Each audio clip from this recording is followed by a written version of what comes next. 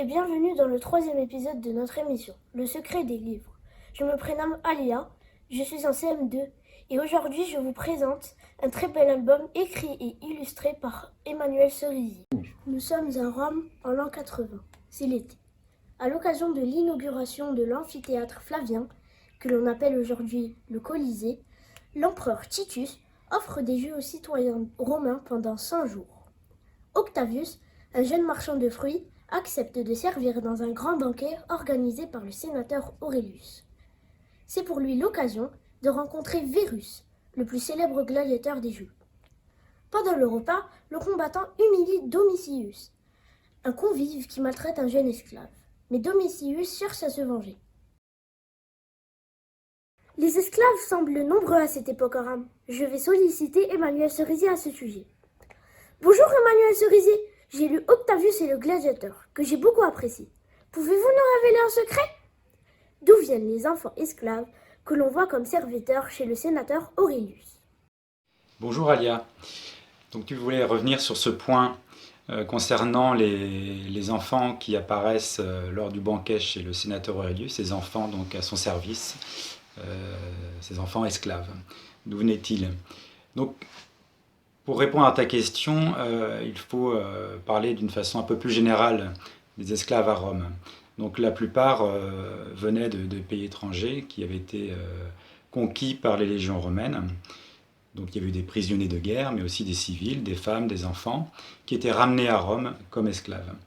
Donc les esclaves à Rome représentaient une part importante de la vie quotidienne et économique de l'Empire.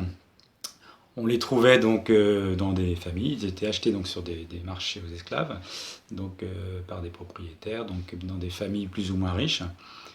Plus les gens étaient riches, plus ils pouvaient se payer des esclaves. Donc on peut imaginer que Aurelius en avait plusieurs à son service, du fait de son statut de sénateur. Mais on trouvait aussi des esclaves à la campagne et dans des mines. Cela était en général beaucoup moins bien traité. Les esclaves à la ville avaient un peu plus de droits. Ils pouvaient passer toute leur vie dans la même famille ou bien être affranchis par leur propriétaire, c'est-à-dire libérés au cours de leur vie. Donc là, on voit donc dans la scène du banquet des enfants. On peut imaginer aussi que ce sont des enfants qui sont nés à Rome, mais s'ils sont nés d'un père ou d'une mère ou des deux esclaves, les enfants étaient automatiquement donc esclaves. Donc voilà, je pense avoir répondu à une partie de ta question. On peut parler de la vie des enfants très rapidement à Rome à l'époque. Ils avaient des vies très différentes du fait de leur statut social. Les plus riches avaient l'école à la maison, hein. Il y avait des professeurs qui venaient, des professeurs eux-mêmes qui pouvaient être esclaves. D'autres allaient donc à l'école dans la rue. Il y avait des écoles très sommaires dans les rues de Rome qui étaient possibles. Et puis il y avait aussi ceux qui ne pouvaient pas se payer l'école, comme Octavius, donc qui travaillaient déjà à leur âge. Voilà, donc j'espère avoir répondu à ta question. Je te souhaite une bonne lecture. Au revoir. Merci infiniment Emmanuel Cerisier pour votre participation. J'en profite pour vous présenter un autre ouvrage du même auteur. Perdu en mer, l'histoire d'un chalutier qui revient en Normandie après une campagne de pêche au large du Canada. Mais il manque un marin.